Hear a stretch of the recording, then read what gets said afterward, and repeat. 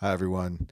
Happy holidays. I'm bummed that I missed some of you at the last all team meeting. If you didn't get that email, make sure you add my email address to your address book, as often my emails have links and stuff in them. They can end up in junk and spam. That said, if you haven't watched the orientation video within the last 6 months, please go ahead and redo that.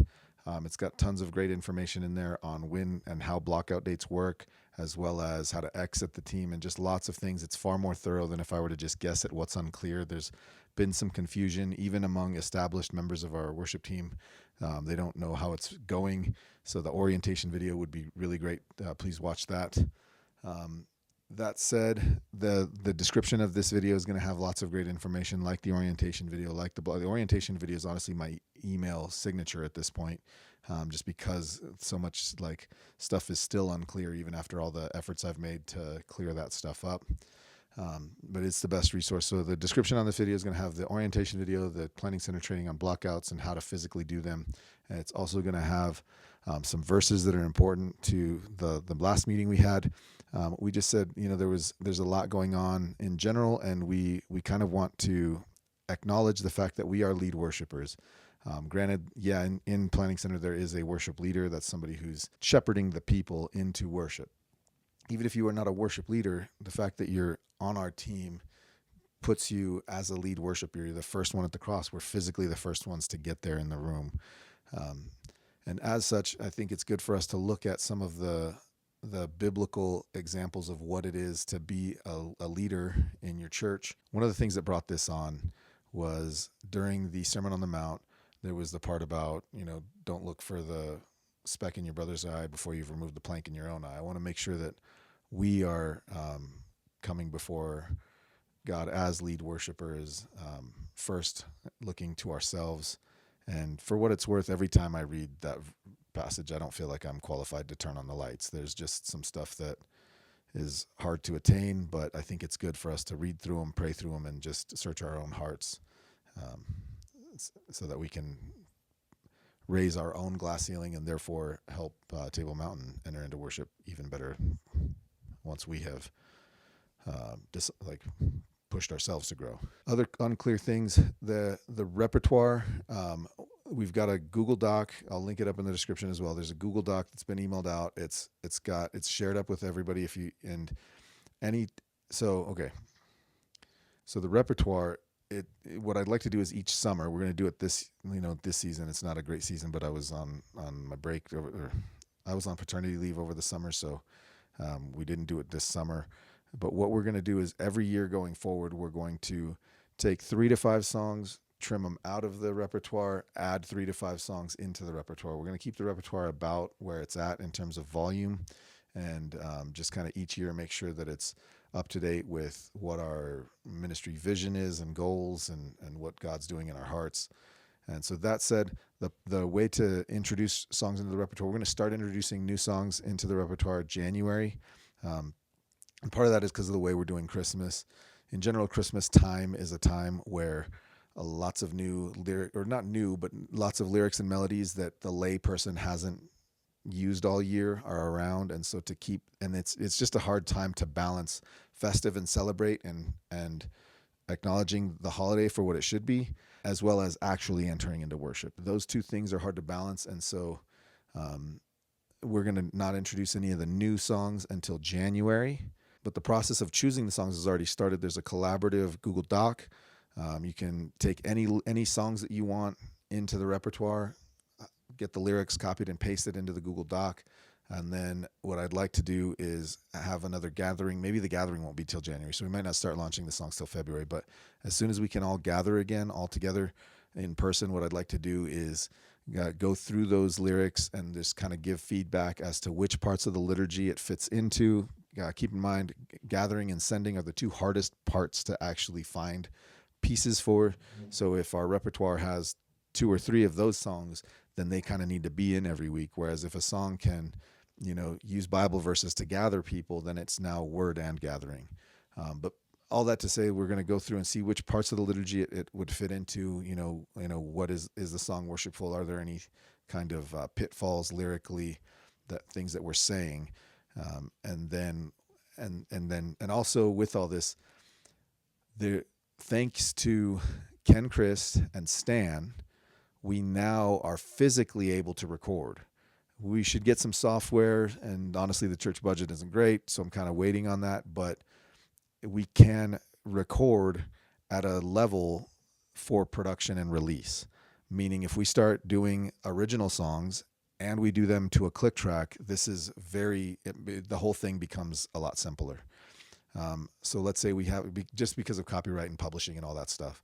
But then also in terms of the click track is important to sewing it all together. If we have 2 or 3 takes of something at the exact same tempo, then if there are hiccups or errors, we can sew those in and out seamlessly. So for that reason, original music goes to the front of the line, but it's the same standards. We want to make sure everything fits within the liturgy and that the lyrics are strong and that there's, in a repertoire, for example, whatever, yeah.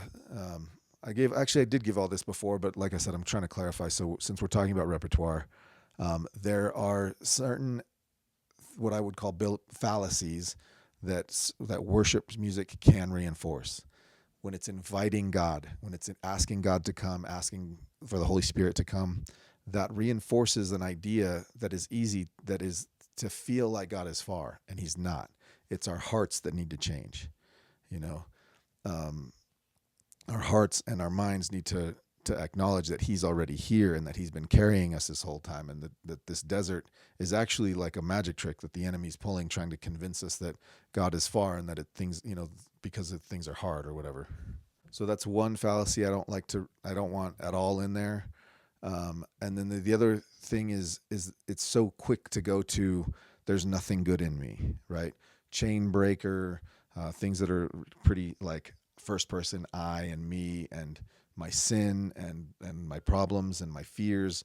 I think our repertoire can have 2 to 3 of those. Honestly, that sounds high to me. I'd feel a lot better at 1.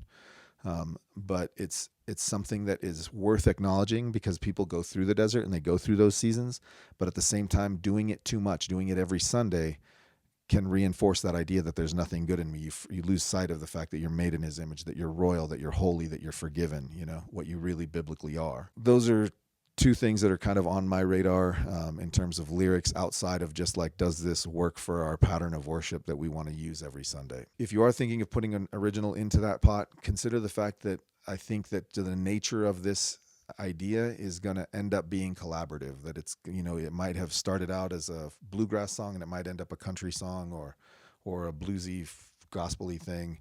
But the nature of the team just kind of every member bringing their own mojo into it is gonna in general, the project's gonna end up coming out differently than you expect. Most of the time, that's what happens. And honestly, I'm usually excited about all that. That's part of the thing I like about it all. Christmas, there's also some unclear stuff about Christmas. That's why I'm trying to send this out as soon as possible. The idea is to lean into Advent in the December part, before December 21st. It's Advent. It's the anticipation of Christ. He's coming, right? Come thou long expected Jesus. We're awaiting this thing. And then on December 21st, and then it pivots to the Christmas thing, which is more celebrating. And it's like he is here, and the birth of Christ, right? Those are the more Christmassy songs. I didn't honestly understand that separation until this year. I just didn't grow up with Advent, but I'm really excited about it because even before Thanksgiving, it's all like, that recording software is on sale. It's all like sale prices, and it just becomes really commercial. And to go, and honestly, my whole, like, if the shopping list and who I'm going to get stuff for and what's my budget and all those things can really rule most of December. And then it's like the 24th, we'll do some pie and a quick thing. And that just isn't, I like the reverence behind anticipating Christ coming, and the idea of Advent. I don't know if it's been practiced in a great way over the centuries, but I think it's a cool idea, especially in this really commercial time. All right, so the goal with Advent and the music and stuff is to do 1 song the first week, and these are Advent songs. 1 Advent song the first week, 2 Advent songs the next week, 3 the week after, and just kind of growing them because of that nature of it being difficult to balance Christmas and also actual worship, because really our job is actual worship every Sunday, and Christmas is too big to not acknowledge it. And there's just lots of things that are important, and it's important to acknowledge them. But actual worship is the end goal.